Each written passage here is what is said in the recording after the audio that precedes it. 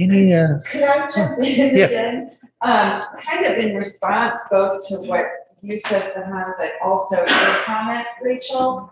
I think, I mean, James gave us a very good and technical definition of what OER is, but I think maybe what you're illustrating, Zahan, is that there are other ways to think about resources that are accessible to students, and maybe something as simple as putting a really expensive textbook on reserve, which I think most, if not all, well, I don't always do it, so I won't say all, but many faculty do that, and that's not in the technical definition necessarily, but it is still a resource that can then be available to a student for no cost. I realize it can be a pain if multiple students are trying to share one copy of a book that's on reserve that they can only check out for a limited amount of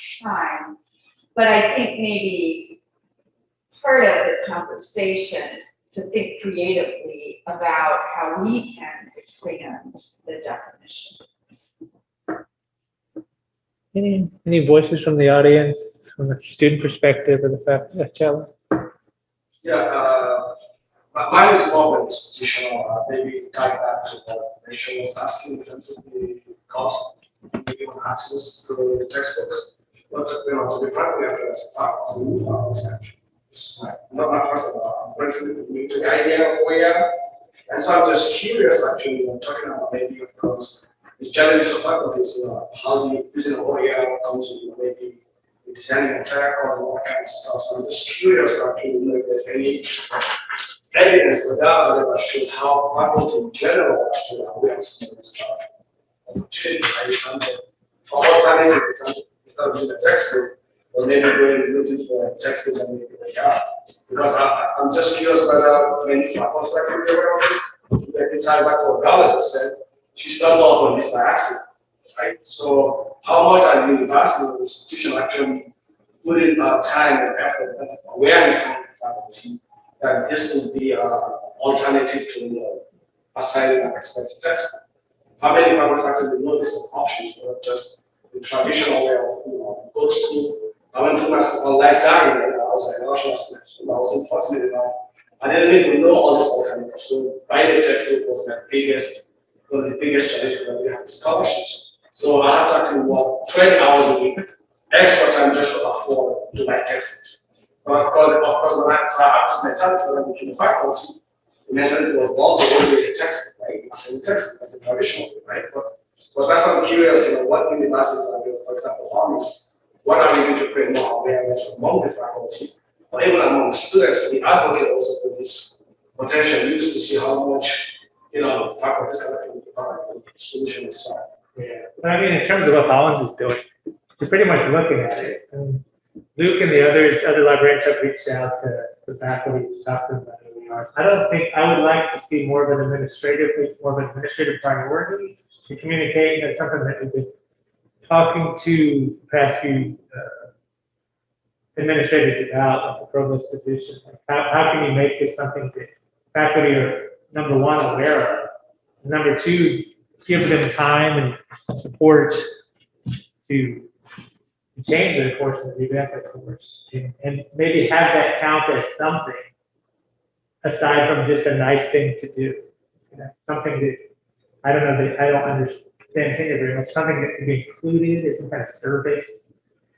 So really make it part of, to have set up an incentive structure for faculty, and but other colleges have done many grants or many stipends. I can't speak to what other kind of support that other colleges have done to encourage this, but I know that they're out there because I've talked to visiting faculty, and I've talked to faculty who are interviewing Division III, and this is something that's out there that they're aware of. Yeah, because I'm actually thinking maybe as a long-term thing, maybe faculty are coming in and they have thought, because they have an offer. Maybe this can be part of my process, maybe within the communication, with the librarian, probably then it's okay, by the way, kind of maybe think about how you can adapt for because right? So that way you don't have to do a situation where you've already in the junior now, maybe a senior faculty, maybe a senior faculty now, you already have all your courses, but you have to go back and obviously, I think starting from the beginning of the hiring process, I think starting with awareness, I think much more efficient that way also to advocate more for of course students too. Creating awareness and then student body can also be an advocate to the administration, say, yeah, this is a body, how can we work together to create this alternative? And it's creating awareness at the campus side. I'm clear because in the studies that have actually been done on this issue, in terms of how many faculties are nationwide, Oh, so you're interested in studies that have shown methods and structures that encourage new faculty to? Well, how aware the faculty is. Oh, how aware, okay, awareness, yeah. Because I feel like it's more of one institution, not a institution type thing. So one institution, I think it has to be more, especially in terms of social justice, I think we see there has to be much more national security than what has done this study. I think that this issue does.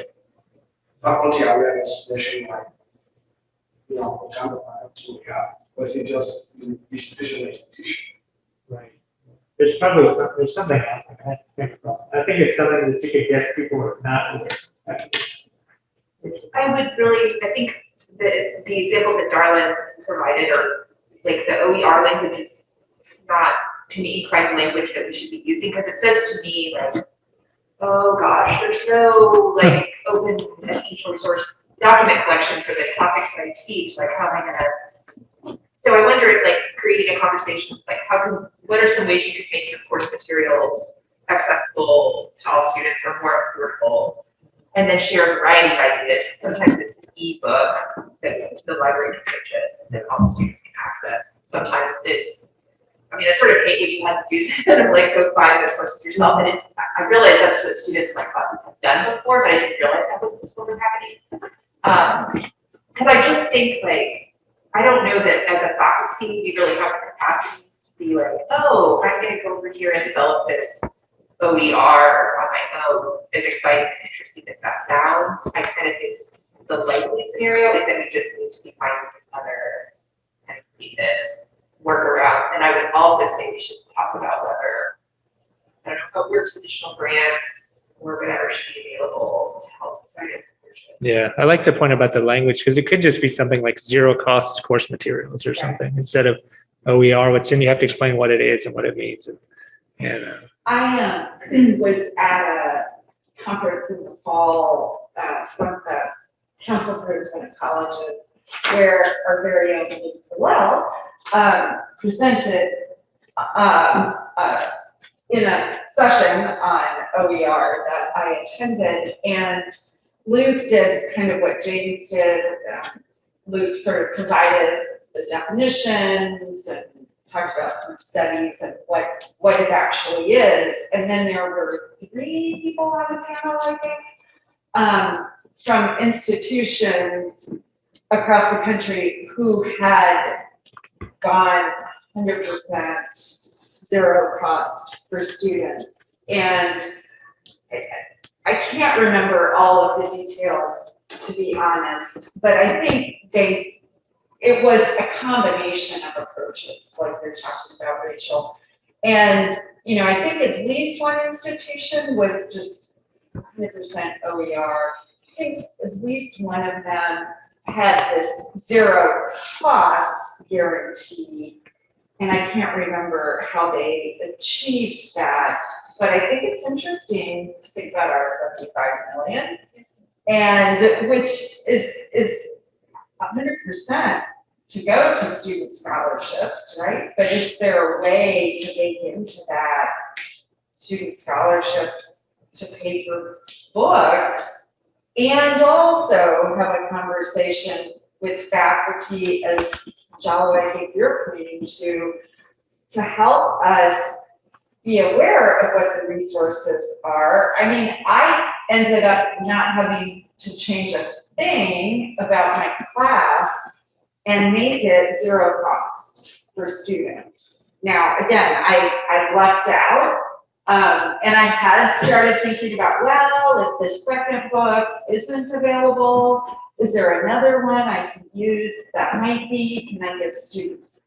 choice? You know, like, I need you to read one of these 4 options. 2 of the 4 are OER, and 2 of them will cost, I don't know. Yeah, I think I just want to add to that, to what Dr. Nunez and Dr. Jones said, that I think that when it comes to equity and accessibility in the classroom, it is not just like one party, right? It's not just faculty, it's not just students. It is an institutional standpoint, right? It's not. I don't think that and like I don't think we're in a position where it should be just faculty who are advocating for OER. It should be from an institutional standpoint. When you're admitting these new students, there's something to talk about to them, so that when they come onto campus, it's not like, of course, we will reinforce it as a community, but they realize that this is an option when they come over here, and it is a resource that they can look out for. So it's not, again, just not faculty, not just students. It is not just also financially. It is the admissions department. It is our library, that advocate for these resources so that students have an avenue to kind of understand that this exists, even though it is not, I guess, fully implemented in an institution that's just adopting this. I have seen course catalogs at other colleges where they'll say classes are 0 cost, and they'll even have like a little icon so they're easily recognized. I don't know, that might sow all kinds of. Yeah. And every time I bring that up, I'm like, I need to walk that back. But I think that's one way that other institutions are doing it. It's probably more of an extreme kind of public facing way that they do it. But, so let's move along. Oh, I think I have a few more questions. Now, I guess, Darla, you kind of already answered this, but how students responded. You had said that you could tell just kind of anecdotally that there are more people reading, more people doing the readings. And then just out of curiosity, it's a long shot, but did students mention having free textbooks in the SAOS? Yes, I don't know. Okay. Because I haven't looked at the SAOS. Yeah, it's fine. Yeah, if I'm being honest.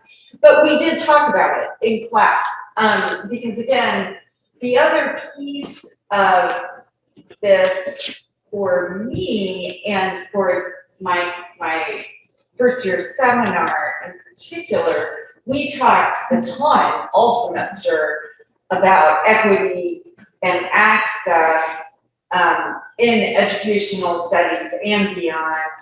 But so we talked about, if you were at the opening session this morning, we talked about intersectionality and intersecting identities and how a college education is a point of privilege, and that there are lots of folks who show up to college who don't have a lot of privilege. So, I mean, the other piece of it was in terms of issues around disability and how course materials, particularly textbooks or readings, are and are not accessible for students who learn differently, who read differently. So it's not just an issue around cost, but also learning styles. So yeah, we talked about both the cost issue or the 0 cost issue of the books that we were using, but also how some of the students, for some people, reading a book online is much, much harder. And so that is an issue for somebody like me. The only way I can read a book is to be able to listen to it. And so for me, having a book that shows up on my computer and I have screen reading software, that's like awesome. If I had had this when I was in college, it would have made my life so much easier. Mm-hmm. So, but that's not everybody's issue, obviously. So we did talk about it. Students were very appreciative of the low cost, 0 cost. And they were also, I think, really excited because, of course, we're all way too addicted to our phones, right? But that they could whip out their phone anywhere at a time and read. Now, again, we can debate if that's a good thing or not. Yeah. But, I think it also gave them a little more flexibility about how and when and where they were able to access the course material. Yes, I agree about the access. Some students would rather have a electronic version and some would rather have the physical. So that's the idea of just having those options. And sometimes with some of the open textbooks, you have both, but then sometimes you're limited to one. So,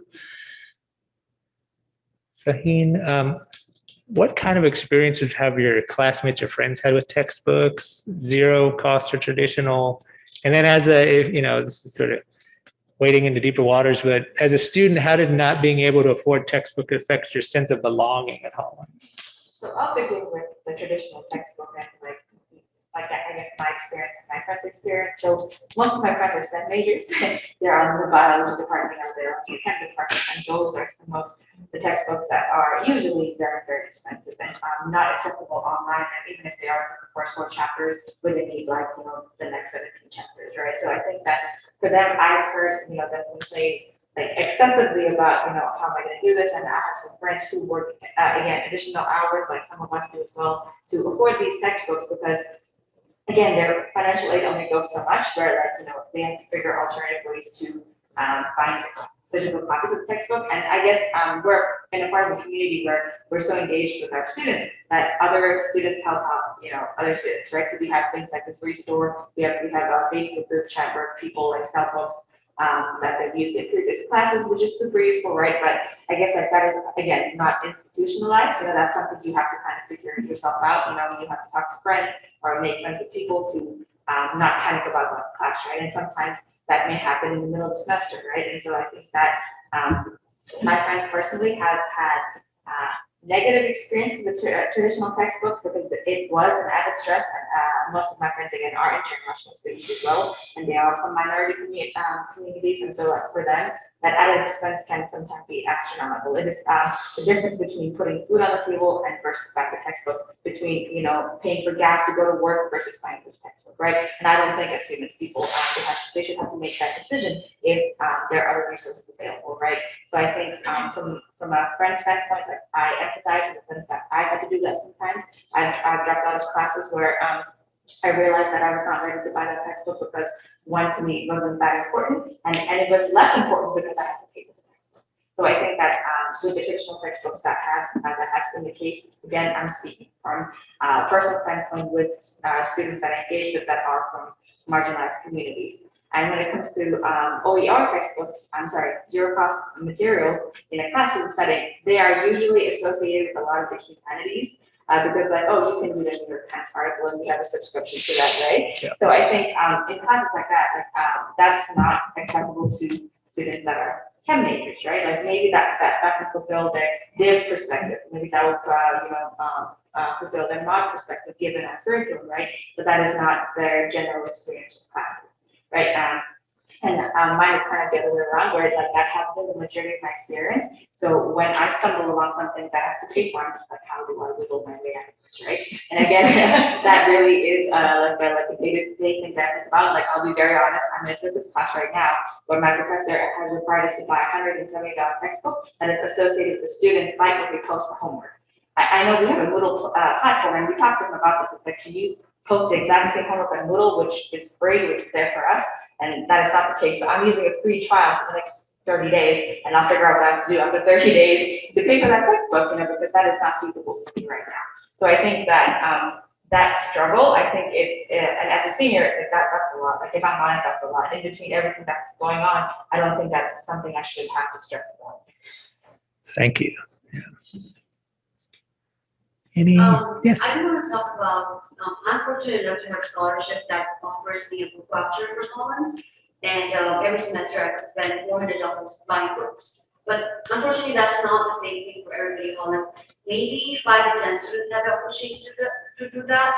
But talking about the generous donation we have received from our Professor Yes. And Professor Dara also talked about the donation in some way that would go towards a scholarship that adds that book voucher for a lot of students would be helpful as well. Yeah, I think that's a great idea. Creative idea. Data on retention and What's that? OER, is there, it might not be policy, but sort of national data about retention?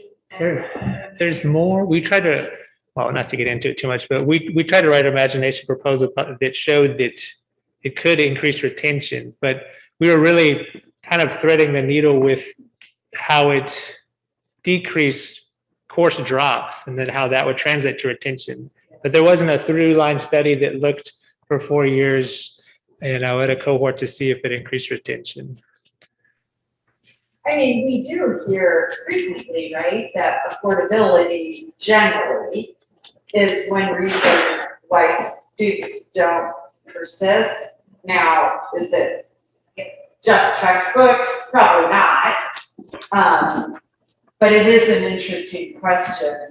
If we could be an institution that promised zero textbook, like zero cost for course materials, however we get there, that could work at both ends, right? Recruitment as well as retention. Absolutely. I wonder if it would be helpful to I guess you've done a competency survey, right, because you showed that in there somewhere. But maybe think a little bit more about disciplinary differences, because I think like you were talking about textbooks that come with like slides, and like, because that's not how pedagogic chemistry class works, right? Mhm. And if you're teaching like human physiology, well, that's probably what's helpful because we're covering just a ton of concepts and terms. And so the approaches that you could suggest that would work for me or for Darla are probably not the same ones that would work for Morgan, right? So just, I don't know, a better sense of that landscape might be really possible to think about. Yeah, I've tried to kind of recruit the other librarians to talk to their divisions and had some success. And part of it is getting to know the pedagogical needs and what would be appropriate for that discipline. And so because I know that I just have a general sort of understanding of it, and some, I've had some success with psychology, but yeah, I wouldn't extend myself to history or women's studies and say, this is what you should. So we're trying to take a more like zone approach or liaison approach to it. I think it's probably the best way to go because they know the discipline a little better. I would also, I know we keep talking on this, but honestly, I think a lot of this needs to shift to being an institutional conversation, not a practice conversation. If you like every time I hear OER, my response is like, honestly, it's just like, Yeah. it's not my fault. Like I'm trying Yeah. to help. Like, Yeah. And I think a lot of faculty are going to have this response of like, now you're asking me to do this, and it's not their It isn't. responsibility. So just like, how do we as an institution get zero cost? Right. And you think it would be helpful to show how other small liberal arts colleges have, yeah. Let's see. Professor Darla, what are your future plans for using OERs in the classroom? Yeah, so I'm not teaching as much right now as I usually do. So it's a little easier for me to think about this because I'm just teaching one class a year. But I have started thinking about it for the class I'm scheduled to teach in the fall. And again, without having the language or the knowledge, frankly, I have for a number of years been thinking about these issues. I haven't framed it in terms of OER, but I try to use a variety of resources in most of my classes. So, from online ebooks to I try to use journal articles that are available through JSTOR or EBSCO for my students. I have on a couple of occasions, and particularly when I'm co-taught with John Boland, who I think is really good at this. There have been a few semesters where I've taught a class and I've posted all of the readings on Moodle or linked to all of the readings. But in those instances, they haven't been books or textbooks. It's been, articles from either popular press, journals or scholarly journals that are available to us through our library. So, podcasts, I've used podcasts a lot as a source for the class. So I am thinking again ahead to my class in the fall, which I've taught a number of times. I've used a bunch of different types of resources to how I'm gonna be more mindful of the cost. A lot of times where I've landed either accidentally or sometimes intentionally is I have one book that I ask students to buy, and then I try to fill out the rest of the course readings with other material that they don't have to purchase. So those are just some ideas, and I'd love to hear others. I mean, I'm open to how we can do this better. And again, I think Rachel's point is a really good one, that in my field, it's really easy to get super creative. There's not much that is standard that I have to cover to make sure that a student is well prepared for the MCATs, for example. I mean, there's nothing I have to do to make sure they're prepared for that. But there's just a lot of flexibility in terms of content and how I get to that content and how students get to that content. So I think it is really critical that we keep in mind this disciplinary difference that makes it more challenging for some disciplines than others. Yes. Yeah, just like a quick point to what Donna mentioned, right, in terms of the seasonality stuff and what institutions have to, I think some of this particular issue should be at the institutional level, right? So one thing, for example, I know some classes, from an experience, usually they will only have 1 or 2 texts required or 3. So maybe having an institution at the level is just asking some of the faculty, you have to really need to require to read, textbooks. The student just get by one, because ultimately they didn't have a textbook for sciences, can be astronomical expensive. So not only in terms of adopting the open education resource, but also in the physical textbook, as opposed to sending 2 or 3, can they just get back that one, right? But again, the goal there is to give that cost significant. And so I think also having this kind of conversation instead of just completely going on, but also for the physical science, some classes, I don't know how this are previous amount institutions, but some will have 2 or 3 that are required, and some of them was like each one was 80. By the time you add that amount for one class, you spend like almost $200. Same with business, because I was also a business major. So I think having this kind of conversation, with faculty also at the institutional level, having maybe think like at the early stage, right? Can the student get back? Can they know they need to learn like just having one textbook? Right. That's great. So I think those kind of strategies also can help with maybe it's not 0 significant drop in that cost. Yeah. Even at the disciplinary level, in case I'm like, well, we don't have flexibility, but then the question is, can you maybe if you are selling 2 videos, or can you find a cheaper version of this textbook, right? Right. It's not the newer version, because it goes to my content. There's another one to like $12 textbook, you can get a $50 textbook. There is an online edition, for example. Will that still work? I think those kind of conversations also need to happen, especially if we're looking at difference between disciplines, like sciences or businesses, I think that kind of conversation. Those kind of problems. So that's what I just thought. Yeah, I think that's a good approach to not just take a binary approach, like are you using open or not? Just because you do hear some students will complain, I bought 3 textbooks, but I only end up using 1.5 of them. And so they're picking up about it. So I think that would be a good way to encourage. It's a multi-pronged approach to the problem. I just had one last comment to make to that. I think that if from an institutional standpoint, we do require one instead of three, but we also have to provide faculty and students with strategies so that they don't have to compensate on the learning. You know, so if those three textbooks bring in an added value or added knowledge to the classroom, so how can you just require one textbook but still have that same learning experience that those other textbooks bring, right? And I don't think that, again, falls just solely on faculty. I think that is, again, very institutional. So it's like, where is the standard pool of resources? For example, if you ask him just to buy the organic chem book that's first edition and not the other three that come with it, what can you do to make sure that the content for the other three are also learned in class? Right. We've lost some of our autonomy with that, I suspect, because of the fine thing that we go through, right?